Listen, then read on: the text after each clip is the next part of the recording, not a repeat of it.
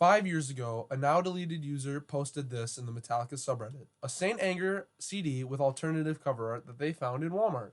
So this sparked a lot of curiosity in me. I've been collecting Metallica for a long time, and I absolutely loved how this looks. So I did some research, and I'd like to share with you all today what I found about these mysterious alternate covers. Enjoy.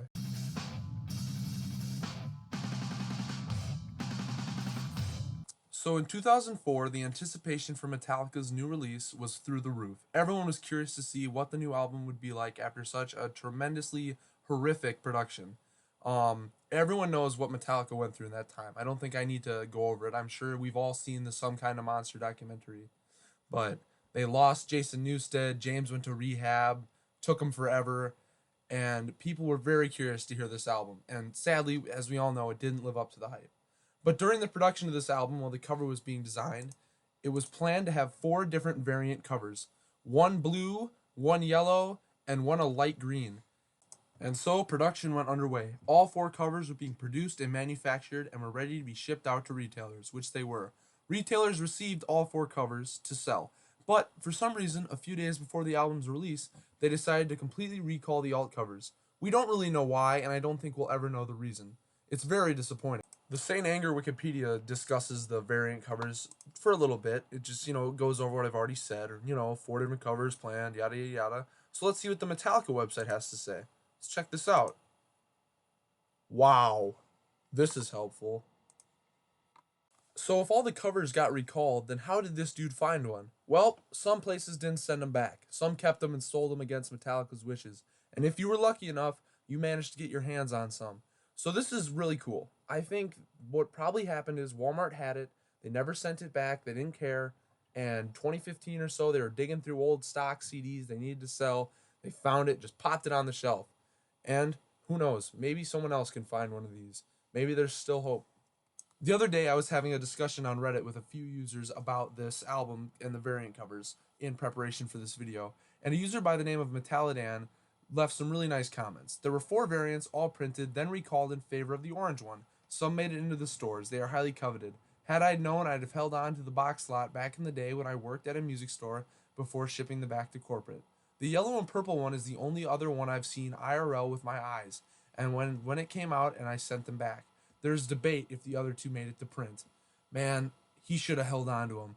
But I really like this. This further adds on to my story. It does proof these were actually made and sent out. I'm not feeding you guys a load of shit here. The alt covers were even used in promotional items for St.Anger. I have this Best Buy card from about 2003 that includes the variant covers on the bottom. And this is a really cool piece. I'm really glad having this in my collection. It's probably the closest thing I'll ever have to owning one of the variant covers, which really sucks. The alt covers were also used in other forms of promotion for the album. They were used on t-shirts you could get at concerts, and they were used on posters. As you can see here, I found one of the original posters on eBay. Was I able to find one of the alt cover CDs on eBay? Hell no. They rarely pop up. If you're lucky to find one, it's going to go for a lot of money. Another story I heard from a Reddit user is that they saw one pop up on Facebook Marketplace sealed, and it sold for over $1,000. So this is just insane. These alt cover CDs are some of the rarest Metallica items out there. Due to the low number of products sold and the amount that actually could still exist, we don't know. Who knows how many of these are still out there? Maybe they're all sitting somewhere in a warehouse or they were destroyed. But if you ever come across any of these, please mail them to me. My home address. So at the end of the day, these covers are a really cool piece of Metallica history, and for any collectors, they're very sought after. I would love to see a new wave of curiosity towards these covers online. I would love to see people start searching and hunting for them. Maybe you got one back in the day and just don't know its value. Maybe you have one sitting in a box up in your attic that your parents bought long ago.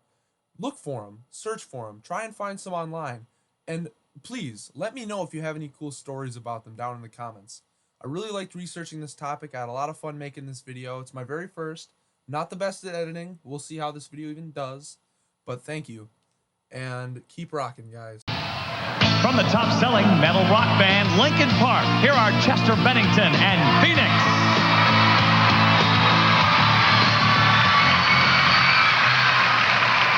All right, everybody, you guys ready for Music in the Raw right now?